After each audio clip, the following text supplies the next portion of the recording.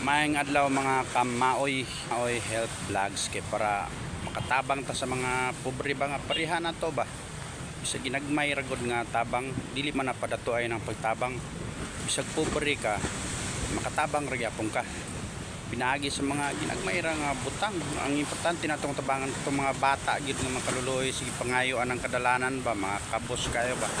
maluoy ko anak nila mo na akong ganahan nga tabangan nya kanang mga indigenous ba wala gi bitaw wala gi trabaho na hibawan mo na ganahan akong tabangan kay maluoy ko ana mga kamaoy kay abi nimo sa gamay pa ko ni ana gyud ang akong kalisod gyud usay magkaon ra tag-utan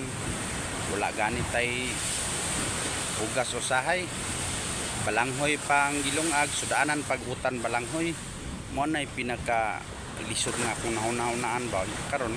naman trabaho bisa ginagmayra hinaw ta nga makatabang ta nila bisa ginagmayra mo na pinakamaayo mga idol ang mutabang ba hinaw ko nga suportahan ninyo Maoy Health Vlogs ako ning gituyo og buhat kay para makatabang ta ba ang purpose na ko ani nga page ang pagtabang mo na akong goal nga karong 2024 pengo sa 2025 binaot nga mo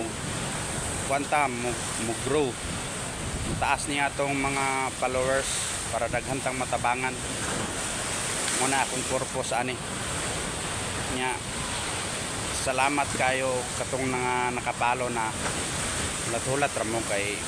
magkadaghan niya atong mga followers matabangan man mo tanan ba muna atong purpose ani una ako ron diri sa kilit sa baybay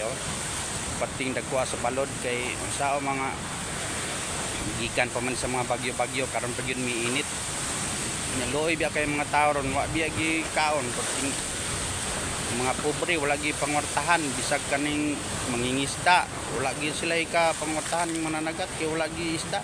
kay pating bagyuha mo na atong una ko nga makatabang ba daghan kayong naglisod ng panahon na mo na pinaka pait ba mo tanay tanawon sa panggobyerno kanang